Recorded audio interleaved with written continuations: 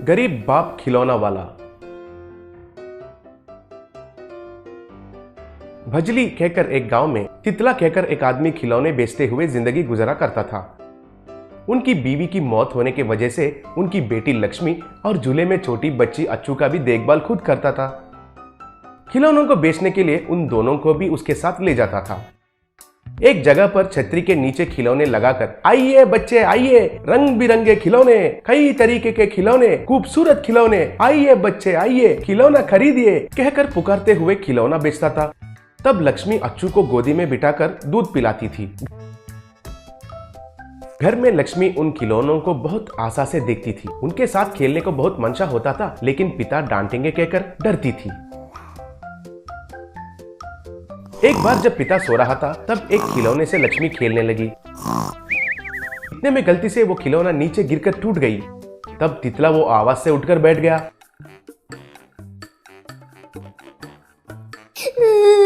अरे बापू, गलती से फिसल कर गिर गया बापू, गलती से गिर गया, मैंने जानबूझकर नहीं गिराया बापू कहकर रोने लगी।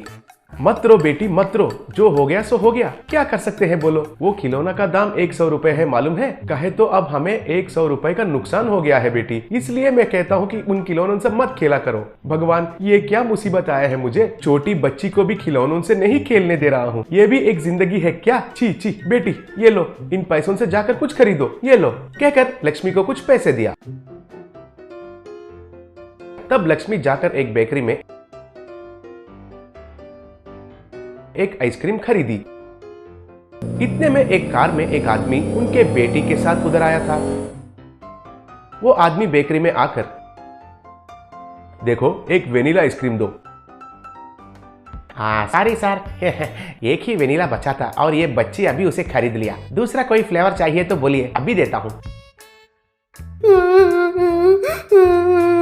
मुझे दूसरा कोई फ्लेवर नहीं चाहिए, मुझे और कोई फ्लेवर नहीं चाहिए, मुझे वेनिला ही चाहिए डैडी, मुझे वेनिला ही चाहिए कहकर जिद पकड़कर रोने लगी। अरे अरे अरे, तुमको समझ में नहीं आता है क्या, रोना बंद करो, दूसरा फ्लेवर चाहिए तो ले लो कह रहा हूँ ना, वेनिला फ्लेवर खत्म हो गया है, समझने की कोशिश करो, चाहिए तो अगली बार वेनिला खरीद के देता हूँ, अभी के लिए परेशान मत करो बेटी। सर, आपकी बेटी को शायद वनीला आइसक्रीम बहुत पसंद है, मैंने इस आइसक्रीम को अब तक झूठा नहीं किया है सर, चाहिए तो लीजिए सर, ये उसे दीजिए। तब वो आदमी वो आइसक्रीम लेकर उनकी बेटी को दिया। तब वो बच्ची बहुत खुश होकर उसे खाने लगी। बहुत बहुत धन्यवाद बेटी, तुम बहुत अच्छी बच्ची लग रही हो, बोलो तुम्हें क्या चाहिए, मैं खरीद के देता हूँ। मुझे कुछ नहीं चाहिए सर, और कुछ आइसक्रीम दिला दीजिए बस। तब वो आदमी लक्ष्मी को और एक आइसक्रीम खरीद कर दिया था। एक बार पुलिस जीप में उस मार्केट में आए थे।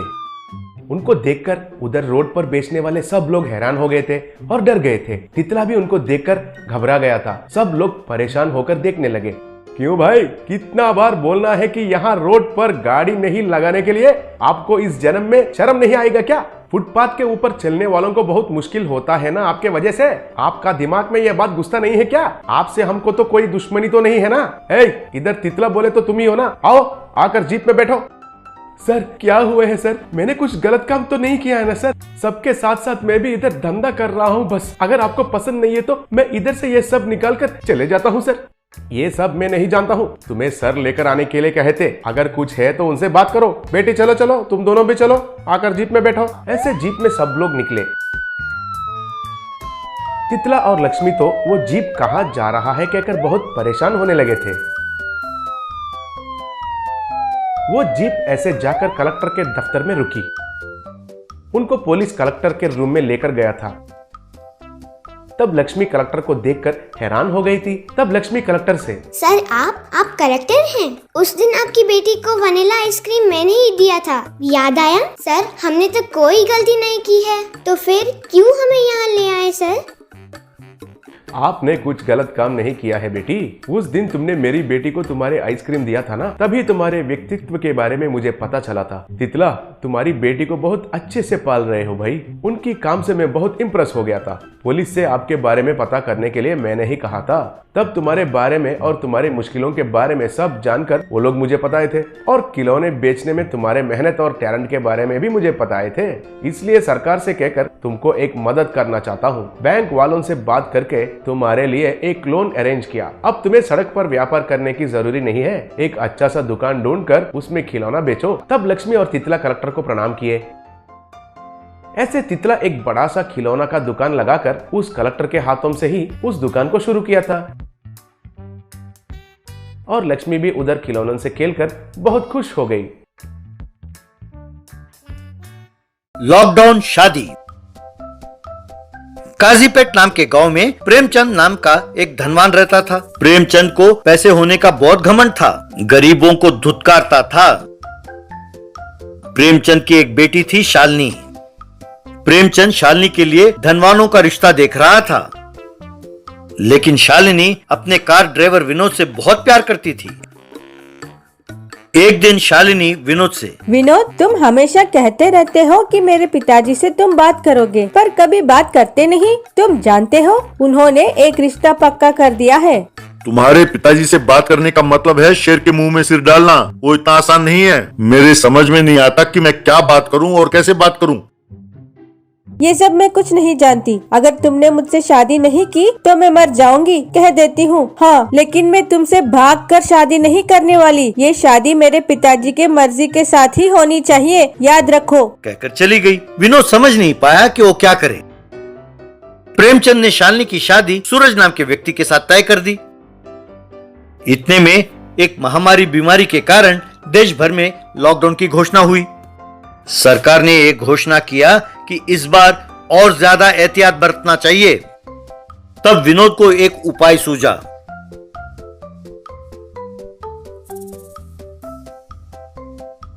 विनोद और शालिनी सूरज से जा मिले और अपने प्यार के बारे में उसे बताया। ब्रदर, हम दोनों की जिंदगी अब तुम्हारे हाथ में है। हमारी मदद करो और हमारी जिंदगी को संवार दो। मैं तुम दोनों के प्यार को समझ सकता हूँ, पर क्या मेरे कहने से प्रेमचंद जी मान जाएंगे? मैं ज्यादा से ज्यादा शादी को कैंसिल करा सकता हूँ, इससे ज्यादा क्या करूँ? ना ना ना, शादी कैंसिल ना करना। मैं जैसा कहता हूँ वैसा करो बस। कहकर उन दोनों ने सूरज से कुछ कहा। बाद में सूरज ने प्रेमचंद जी को फोन किया और प्रेमचंद जी, जो मुहूर्त तय हुआ है उसी में शादी होनी चाहिए, लेकिन मेरी एक शर्त है। शादी में आने वाले हर एक व्यक्ति को पीपीई किट पहनना चाहिए, दूल्हा और दुल्हन समेत। मुझे इस महामारी से बहुत डर लगता है, इसीलिए अगर रूल्स को हमने स्ट्रिक्टली फॉलो किया तो ही ये शादी होगी। प्रेमचंद मान गया। यूं शादी में सब पीपीई किट पहने हुए थे। शालिनी भी पीपीई किट पहनकर मंडप में बैठी थी। वहां कमरे में विनोद ने सूरज को प्रणाम किया। सूरज पिछले दरवाजे से चला गया।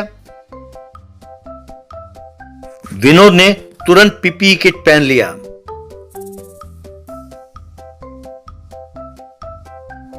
और जाकर मंडप में बैठ गया। प्रेमचंद ने एक लैपटॉप लाकर उन दोनों के सामने रखा। पंडित जी कह रहे थे कि उन्हें वैक्सीन का सेकंड डोज नहीं मिला, इसीलिए वो कोई रिस्क नहीं लेना चाहते, इसीलिए ऑनलाइन में शादी करा रहे हैं। तो आप दोनों वो जैसा कहते हैं वैसा ही करना।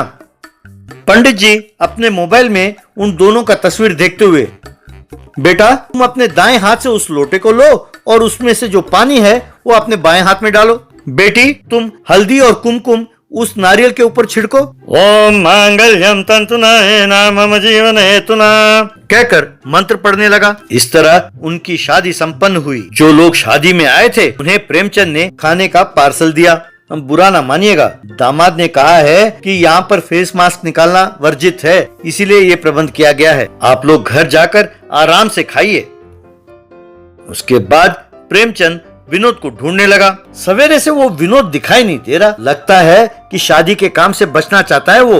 आने दो उसे, मैं उसकी खबर लूंगा। शादी के अगले दिन अपने घर में प्रेमचंद विनोद से, जो कि पीपी किट पहने हुए था, ये क्या दामाद जी, अपने घर में भी पीपी किट पहनने की क्या जरूरत है? जब तक ये बीमारी पूरी तरह से खत्म ना हो जाए मैं रिस्क नहीं लेना चाहता पिताजी, इसीलिए मैं कुछ दिनों तक अपने घर भी नहीं जाऊंगा, मैं यहीं रहूंगा। इतना भी डरने की क्या जरूरत है दामाद जी, चलो आपकी मर्जी है, जब तक चाहे रह लें।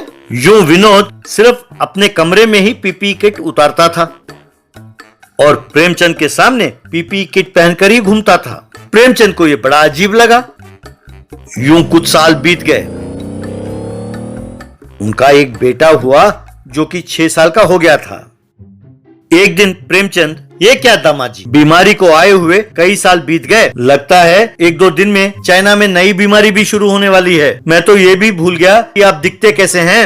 अब अगर आपने पीपीई किट नहीं उतारा तो मैं नहीं मानने वाला।